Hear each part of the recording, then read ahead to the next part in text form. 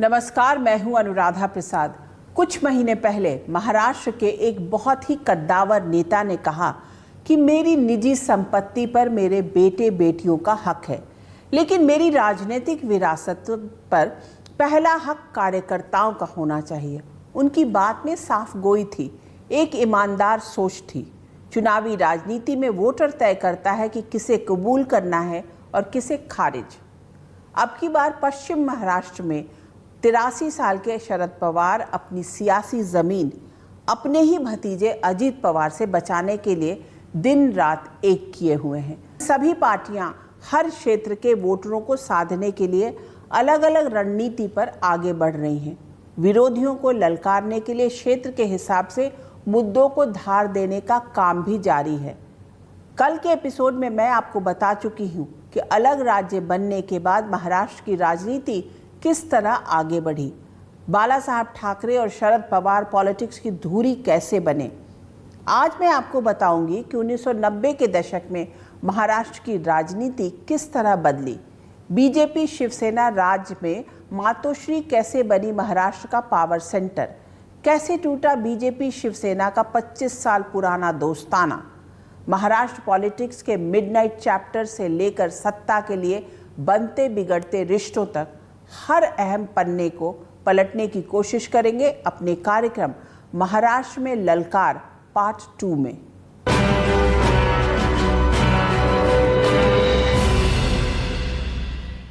पिछले 10 वर्षों में महाराष्ट्र की राजनीति में रिश्ते चाहे जिस तरह से परिभाषित हुए हैं, पुराने रिश्ते टूटे हों या जुड़े हों, पर आंकड़े बता रहे हैं कि महाराष्ट्र में पिछले 10 साल में प्रति व्यक्ति आय बढ़कर डबल से अधिक हो चुकी है। 2014 में प्रति व्यक्ति औसत आय 1,25,000 रुपये थी, जो 2024 में बढ़कर 2,77,000 रुपये हो चुकी है। आंकड़ों से इतर महाराष्ट्र का आम आदमी भी हिसाब लगा रहा है कि उनकी रोजमर्रा की जिंदगी आसान हुई या मुश्किल।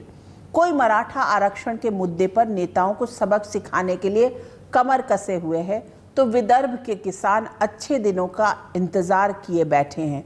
इन सभी मुद्दों का चुनावी अखाड़े में टेस्टिंग बलून की तरह आना तय है। अब कैलेंडर को पीछे पलटते हुए 1989 में लेकर चलते हैं। भारत को कंप्यूटर युग में ले जाने वाले राजीव गांधी भी हिंदू मुस्लिम राजनीति में बुरी तरह उलझ गए। 1989 के चुनाव में कांग्रेस बुरी तरह हारी और प्रधानमंत्री बने वीपी सिंह, जिन्होंने आरक्षण का जिन बोतल से बाहर निकाला। बीजेपी के लाल कृष्ण आडवाणी राम रथ पर सवार होकर देश की राजनीति मंडल कमंडल के खांचों में बट गई। सियासी हलचल के बीच 1989 में शिवसेना और बीजेपी ने हाथ मिलाया। इस गठबंधन के शिल्पकार थे बीजेपी के प्रमोद महाजन। 1990 में बीजेपी और शिवसेना ने मिलकर महाराष्ट्र का चुनाव लड़ा। इस दोस्ती का फायदा दोनों दलों को हुआ, लेकिन निर्दलियों के समर्थन से शरद पवार सरकार बनाने में कामयाब रहे। मई 1991 में राजीव गांधी की हत्या के बाद कांग्रेस में नेतृत्व संकट पैदा हो गया। ऐसे में प्रधानमंत्री बनने की ख्वाहिश लिए शरद पवार मुंबई से दिल्ली पहुंचे, लेकिन पीएम की रेस में पीवी नरसिम्हा राव सब पर भारी पड़े। उस दौर में 2 घटनाएं ऐसी हुई जिसने देश की राजनीति को बहुत प्रभावित किया। एक, बाबरी ढांचा का गिराया जाना, तब देश के गृह मंत्री की कुर्सी पर थे एसबी चौहान, और दूसरी मुंबई में सीरियल ब्लास्ट, जिसमें 250 से अधिक लोगों की जान गई और 700 से अधिक जख्मी हुए।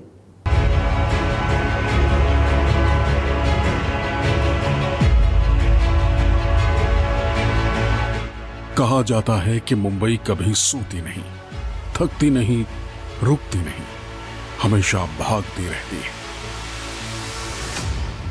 तरक्की के दौड़ में 24/7 भागने वाली मुंबई ने सीने पर कई बड़े जख्म भी झेले। देश के दूसरे हिस्सों में होने वाली बड़ी हलचल का साइड इफेक्ट भी मुंबई में देखा है। 6 दिसंबर 1992, अयोध्या, यूपी। अयोध्या में जब कार सेवकों ने बाबरी ढांचे को ध्वस्त किया तब देश के गृह मंत्री की कुर्सी पर महाराष्ट्र से ही ताल्लुक रखने वाले शंकर राव चव्हाण थे। तो सब देखा है उन्होंने, वो भी टेलीविजन लगा कर बैठे थे, मैं भी टेलीविजन लगा कर बैठा हुआ था और हम लोग देख रहे थे। देश के गृह मंत्री चुपचाप टीवी पर बाबरी ढांचा गिराए जाने की तस्वीरें देख रहे थे। बाबरी कांड के बाद देश के कई हिस्सों में सांप्रदायिक दंगे हुए। मुंबई भी सांप्रदायिक हिंसा की आग में जलने लगा।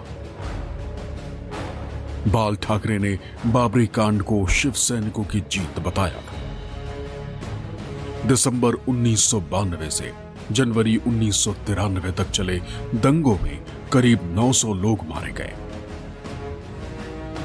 महाराष्ट्र की सुधाकर राव सरकार के लिए हालात सुधारना मुश्किल हो गया। ऐसे में तब के प्रधानमंत्री नरसिम्हा राव ने शरद पवार को मुख्यमंत्री बनाकर वापस महाराष्ट्र भेजा। वो जो चल रहा था एंटी मुस्लिम, वो बाद में शुरू हो गया। बाबरी मस्जिद के बाद में जब राइट्स हो गए तो वो सिलसिला चलता रहा।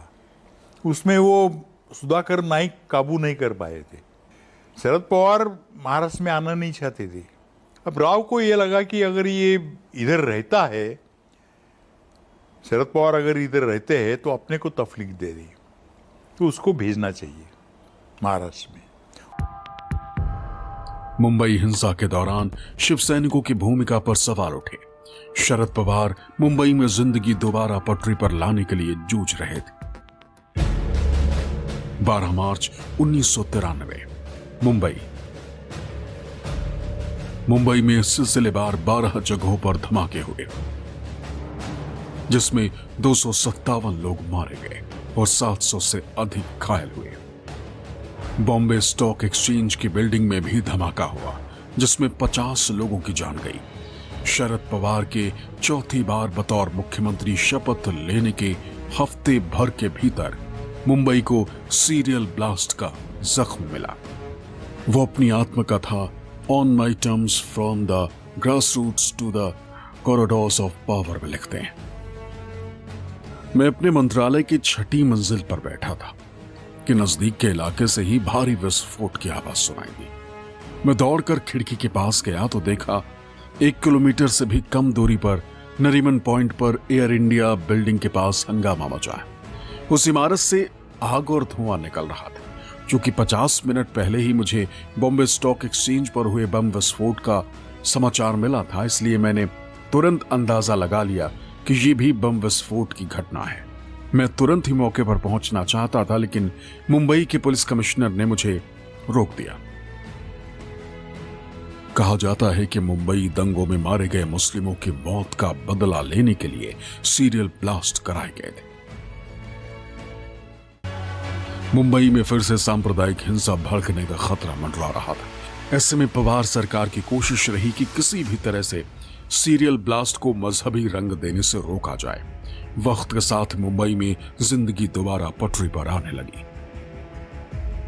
दूसरी ओर बदली आबो हवा में महाराष्ट्र में शिवसेना बीजेपी गठबंधन की राजनीतिक जमीन मजबूत हो रही थी और बाल ठाकरे एक बड़ी ताकत बनते जा रहे थे। बाल ठाकरे की राजनीति के 3 मजबूत स्तंभ थे। पहला, प्रखर राष्ट्रवाद, दूसरा, प्रचंड हिंदूवाद और तीसरा, प्रखर महाराष्ट्रवाद। यही वजह है कि पाकिस्तान से रिश्ते के विरोध में बाल ठाकरे के इशारे में 1991 में शिव सैनिकों ने मुंबई में वानखेड़े स्टेडियम की पिच खोद दिया। मंदिर आंदोलन में शामिल होने के लिए शिव सैनिक महाराष्ट्र से अयोध्या पहुंच जाते रहे। मराठियों की आवाज पहले से ही शिवसेना बुलंद कर रही थी। महाराष्ट्र अगले विधानसभा चुनाव की ओर बढ़ रहा था। साल 1995 में चुनाव की घंटी बजी। बीजेपी शिवसेना दोनों के निशाने पर थी कांग्रेस। नतीजों के बाद शिवसेना बीजेपी की सरकार बनी, जिसमें मुख्यमंत्री बने मनोहर जोशी और उप मुख्यमंत्री बनाए गए बीजेपी के गोपीनाथ मुंडे। मनोहर जोशी एक बात अच्छी तरह से समझ रहे थे कि वो तभी तक मुख्यमंत्री हैं जब तक मातोश्री में बैठे बाला साहेब ठाकरे चाहते हैं। ऐसे में मुख्यमंत्री जोशी बाला साहेब ठाकरे के इशारे पर काम करने लगे। बात 1995 की है। मनोहर जोशी सरकार में एनरॉन के साथ बिजली डील का मसला सुर्खियों में था। तब के एनरॉन प्रमुख रेबका मार्क की मुख्यमंत्री मनोहर जोशी से मुलाकात तय थी, लेकिन रेबका सीएम जोशी की जगह बाल ठाकरे से मिलने मातोश्री पहुंच गई। इसके बाद महाराष्ट्र सरकार से एनरॉन के काम को ग्रीन सिग्नल मिल गया। इसका मतलब ये निकाला गया कि भले ही मुख्यमंत्री की कुर्सी पर मनोहर जोशी हों, लेकिन होता वही था जो बाल ठाकरे चाहते थे। इस बारे में बाल ठाकरे से जब भी सवाल पूछा जाता, जवाब कुछ इस अंदाज में आता। जब आपकी सरकार थी आप लोगों की, तो बिल्कुल ये हर जगह विदित था कि बाला साहब के हाथ में कंट्रोल है, मतलब आप रिमोट कंट्रोल जो था वो आपके हाथ में था। तो रिमोट कंट्रोल और हाई कमांड में फर्क क्या है? अभी ये मॉडर्न टेक्नोलॉजी है, पुराना वो एक शब्द था, लफ्ज़ था वो हाई कमांड। अभी मैंने देखा कि भाई चलो अभी यहाँ बैठ के टीवी के चैनल भी बदल सकते हैं, मैं यहाँ बैठ के कुछ भी बदल कर सकता हूँ। There is no difference between high command and remote control. The control has to be there. बाल ठाकरे का राजनीति करने से लेकर जिंदगी जीने तक का अपना अलग स्टाइल था। बाला साहब के आशीर्वाद से मनोहर जोशी सरकार चलाते रहे। ठाकरे ये भी कहते कि सत्ता में आने पर थोड़ा जेंटलमैन बनना पड़ता है। ये इंप्रेशन क्यों है लोगों में कि जो वो धमक थी मातृश्री की और बाला साहब की, वो धमक में थोड़ी सी कमी आ गई? जब थी उस वक्त भी आप आलोचना करते थे, अभी नहीं है ऐसे मानो तो भी करते हैं कि पूछते हैं कि क्यों नहीं धमक है, कोई गई नहीं है। मगर अभी क्या है, थोड़ा हम जरा थोड़े जेंटलमैन बन गए हैं, थोड़ा सत्ता में आ गए हैं तो थोड़ा जेंटलमैन बनना पड़ता है। शिवसेना बीजेपी गठबंधन सरकार में कभी कभार तल्खी की भी खबरें आने लगी। जोशी सरकार को 3 साल ही हुए होंगे कि बाला साहब के दिमाग में कुछ और चलने लगा। कहा जाता है कि वो अपने करीबी नारायण राणे से अक्सर पूछा करते कि अगर मनोहर जोशी को हटा दिया जाए तो क्या वो सूबे की कमान संभाल लेंगे। तब राणे जोशी सरकार में मंत्री हुआ करते थे। बाद में मनोहर जोशी के दामाद गिरीश व्यास को स्कूल के लिए आवंटित एक प्लॉट के मामले ने तूल पकड़ा। बाल ठाकरे ने मनोहर जोशी के लिए इतना ही संदेश भिजवाया, प्रिय मुख्यमंत्री, आप अभी जहां भी हो कृपया सब कुछ बंद कर दें और तुरंत अपना इस्तीफा राज्यपाल को सौंप दें, फिर मुझसे मिलने आए। बाल ठाकरे के एक फरमान पर मनोहर जोशी को मुख्यमंत्री की कुर्सी से बेदखल कर दिया गया और नारायण राणे को सूबे की कमान सौंप दी गई। ये बाल ठाकरे की राजनीति का रास्ता था, जिसमें उन्हें हिंदुत्व के मुद्दे पर वोट मांगने के लिए अपने मतदान का अधिकार तक गंवाना पड़ा। शिवसेना बीजेपी सरकार के दौर में देश दुनिया के हर बड़े नेता को पता था कि महाराष्ट्र में असली पावर सेंटर कहां है। ऐसे में मातोश्री में बैठे ठाकरे से मिलने के लिए बड़े बड़े नेताओं को लंबा इंतजार करना पड़ता था। शिवसेना बीजेपी सरकार में विदेशी मेहमानों को भी पता था कि मुंबई में सबसे प्रभावशाली पता कौन सा है। मातोश्री सत्ता का नया पावर सेंटर बन गई। उधर शरद पवार ने कांग्रेस से अलग होकर राष्ट्रवादी कांग्रेस पार्टी बना ली। 1999 में लोकसभा और महाराष्ट्र विधानसभा चुनाव साथ साथ हुए। कांग्रेस और एनसीपी अलग अलग चुनाव लड़े, लेकिन सत्ता के लिए गलबहियां करने में भी देर नहीं की। साल 2004 के लोकसभा चुनाव में कांग्रेस सबसे बड़ी पार्टी के तौर पर उभरी। उसके बाद एनसीपी भी यूपीए की जहाज पर सवार हो गई और शरद पवार मनमोहन सरकार में कृषि मंत्री बनाए गए। दूसरी ओर शिवसेना में ठाकरे परिवार के भीतर उत्तराधिकार की लड़ाई खुलकर सामने आने लगी। संजय निरुपम और नारायण राणे जैसे नेताओं ने रास्ता बदल लिया। बाल ठाकरे ने शिवसेना की कमान बेटे उद्धव ठाकरे को सौंपी तो भतीजा राज ठाकरे ने अलग पार्टी बना ली। 17 नवंबर 2012 को बाला साहेब ठाकरे ने मातोश्री में आखिरी सांस ली, जिन्हें करीब 20 लाख लोगों ने नम आंखों से मुंबई की सड़कों पर विदाई दी। इसके बाद शिवसेना की ड्राइविंग सीट पर उद्धव ठाकरे आ गए। दूसरी ओर बीजेपी भी अटल अडवाणी युग से मोदी शाह युग में आ गई। साल 2014 में शिवसेना बीजेपी का 25 साल पुराना दोस्ताना टूट गया। दोनों पार्टियां अलग अलग चुनाव में उतरी, लेकिन सत्ता की मजबूरी ने दोनों को फिर एक छतरी के नीचे ला दिया।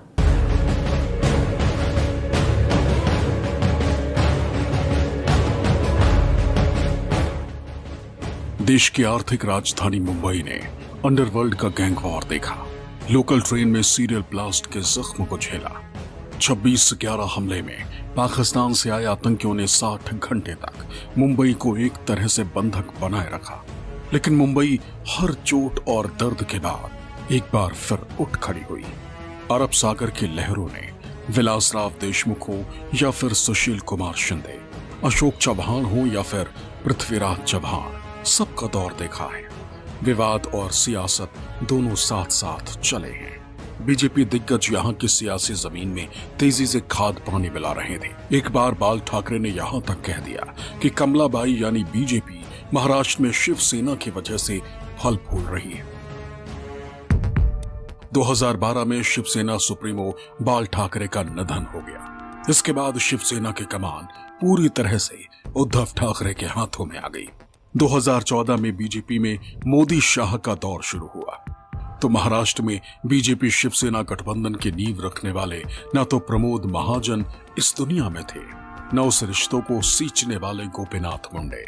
ऐसे में बीजेपी शिवसेना गठबंधन नए दौर में दाखिल हो गया। महाराष्ट्र में बीजेपी छोटा भाई से बड़ा भाई बनने में लगी थी। 2014 लोकसभा चुनाव के दौरान सीटों के बंटवारे पर मुश्किल से बात बनी, लेकिन पहली बार महाराष्ट्र में बीजेपी की सीटें शिवसेना से अधिक रही। तलखी, कोफ्त, एक दूसरे के खिलाफ बयानबाजी और सियासी जमीन दरकने के डर के बीच 2014 में महाराष्ट्र विधानसभा चुनाव से पहले शिवसेना बीजेपी का 30 साल पुराना याराना टूट गया। दोनों दलों ने अलग अलग चुनाव लड़ने का फैसला किया कि भाजपा की तैयारी पूरी हो गई और भाजपा को एक आत्मविश्वास था कि हमारे नेता नरेंद्र मोदी को इतना बड़ा जन समर्थन पूरे देश में मिला है, तो हमें महाराष्ट्र में विधानसभा में ये जन समर्थन जरूर मिलेगा। और उन्होंने आयन वक्त पर निर्णय जाहिर कर दिया कि शिवसेना के साथ हमारा गठबंधन नहीं बन सकता, क्योंकि भाजपा को ऐसा लगने लगा था कि अकेले के दम पर महाराष्ट्र में वो सरकार बना सकते हैं। एक बड़ी पार्टी महाराष्ट्र की जो क्षेत्रीय पार्टी है शिवसेना, वो बड़े भाई की भूमिका में रही। जब वाजपेयी जी के साथ बीजेपी के साथ उनका समझौता हुआ, तालमेल हुआ, अब वो 2014 तक आते आते बड़े भाई से छोटे भाई की भूमिका में आने की स्थिति में हो गई थी। और भारतीय जनता पार्टी के नेताओं, खासतौर से अमित शाह को ये लगा कि अब ऐसा वक्त आ गया है जब हमें दूसरी भूमिका निभानी चाहिए। और उसमें भारतीय जनता पार्टी के जो उभरते हुए नेता थे देवेंद्र फडणवीस, वो एक बड़ा कंट्रास्ट था कि महाराष्ट्र की राजनीति में कहा जाता था कि ब्राह्मण राजनेता नहीं चलेगा, ब्राह्मण ने, लेकिन देवेंद्र फडणवीस ने पूरे सीन को बदलने का काम किया। चुनावी नतीजा सामने आया तो बीजेपी रणनीतिकारों के चेहरे दमक रहे थे और शिवसेना नेता टेंशन में थे। दरअसल सूबे की 288 विधानसभा सीटों में से बीजेपी के खाते में 122 थी, वहीं शिवसेना सिर्फ 63 सीटों पर सिमट गई। कांग्रेस को मिली 42 और एनसीपी के टिकट से 41 उम्मीदवार विधानसभा पहुंचने में कामयाब रहे। बिना गठबंधन के किसी भी राजनीतिक दल के लिए महाराष्ट्र में सरकार बनाना असंभव था। पहले शिवसेना ने बीजेपी के साथ गठबंधन से इनकार कर दिया। महाराष्ट्र में सरकार बनाने को लेकर गतिरोध खत्म होने का नाम नहीं ले रहा था, लेकिन जब शरद पवार ने बाहर से समर्थन का संकेत दिया, शिवसेना बीजेपी के साथ गठबंधन के लिए तैयार हो गई। दोनों के बीच सरकार बनाने के लिए मतभेद हुआ। मुख्यमंत्री देवेंद्र फडणवीस बने और शरद पवार अपनी पार्टी का बाहर से समर्थन देने की घोषणा की। ये एक तरह से शिवसेना उद्धव ठाकरे दबाव था, मन मार के किसको हम कर सकते हैं सामान्य भाषा में, कि उद्धव ठाकरे दबाव में आकर के मन मार करके 14 में सरकार में तो शामिल हुए, लेकिन कभी भी उसको संतुष्ट नहीं रहे। बीजेपी ने देवेंद्र फडणवीस को महाराष्ट्र की ड्राइविंग सीट पर बिठाया। शिवसेना ने भारी मन से ही सही खुद को छोटा भाई मान लिया। फडणवीस सरकार महाराष्ट्र में पूरे 5 साल चली, लेकिन सरकार में रहते हुए भी शिवसेना बीजेपी को घेरने का कोई मौका हाथ से नहीं जाने देती थी। ऐसे में सियासी मजबूरी में गठबंधन की गाड़ी को धक्का देकर आगे बढ़ाया जा रहा था। महाराष्ट्र की राजनीति में एक और शख्स का जिक्र करना जरूरी है, जिसमें कभी बाल ठाकरे का अक्स दिखता था, जिसकी महाराष्ट्र नवनिर्माण सेना ने मुंबई में गैर मराठियों के खिलाफ अभियान चला रखा था। आखिर शिवसेना से जुदा होने के बाद राज ठाकरे राजनीति में कुछ खास क्यों नहीं कर पाए? क्या राज ठाकरे का बार बार स्टैंड बदलना एमएनएस के लिए घातक साबित हुआ? क्योंकि 2014 में राज ठाकरे ने नरेंद्र मोदी को समर्थन का ऐलान किया, वहीं 2019 आते आते वो बीजेपी के विरोध में खड़े हो गए। इस साल लोकसभा चुनाव के दौरान मुंबई की रैली में पीएम मोदी एकनाथ शिंदे, देवेंद्र फडणवीस और अजीत पवार के साथ मंच साझा करते दिखे हैं। पर पिछले 18 वर्षों में राज ठाकरे की एमएनएस अपने लिए सियासी जमीन क्यों नहीं तैयार कर पाई, ये एक यक्ष प्रश्न है। साल 2019 में लोकसभा चुनाव में बीजेपी और शिवसेना ने मिलकर चुनाव लड़ा, लेकिन विधानसभा चुनाव में सीटों के बंटवारे पर जमकर खींचतान हुई। आखिरी वक्त में मुश्किल से डील सील हुई। उसके बाद शतरंज की बिसात पर गोटियां इस तरह चली गई, जिसे कोई छापामार राजनीति का नाम देता है तो कोई विश्वासघात का। राजनीति 360 डिग्री से ऐसी घूमी कि 12 दिन के बाद रात में अचानक राष्ट्रपति शासन हट गया। रात के अंधेरे में मुख्यमंत्री के रूप में देवेंद्र फडणवीस और उप मुख्यमंत्री के रूप में अजीत पवार ने शपथ ली, लेकिन 5 दिन बाद फिर बाजी पलटी। शिवसेना, एनसीपी और कांग्रेस गठबंधन की सरकार बनी, जिसमें मुख्यमंत्री बने उद्धव ठाकरे। 2.5 साल बाद फिर खेल हुआ और शिवसेना टूट गई। अब की बार महाराष्ट्र की कमान एकनाथ शिंदे के हाथों में आ गई। उप मुख्यमंत्री की कुर्सी पर बैठे देवेंद्र फडणवीस।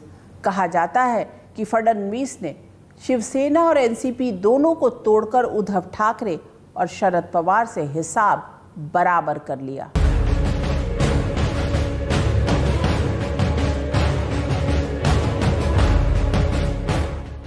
उद्धव ठाकरे के हाथ से शिवसेना का तीर धनुष एकनाथ शिंदे ले गए और शरद पवार की घड़ी अब भतीजा अजित पवार के पास है। शिवसेना और एनसीपी तोड़ने के लिए देवेंद्र फडणवीस को जिम्मेदार बताया जाता है, लेकिन वो इससे इनकार करते रहे। आपका एक वीडियो और एक वाक्य वायरल हो रहा था कि मैं 2.5 साल सत्ता से बाहर रहा महाराष्ट्र की और मैंने 2 पार्टियां तोड़ दी। देखिए इसको बहुत तोड़ मरोड़ के दिखाया गया है। मैंने बार बार ये कहा है कि ये पार्टी हमने तोड़ी नहीं है।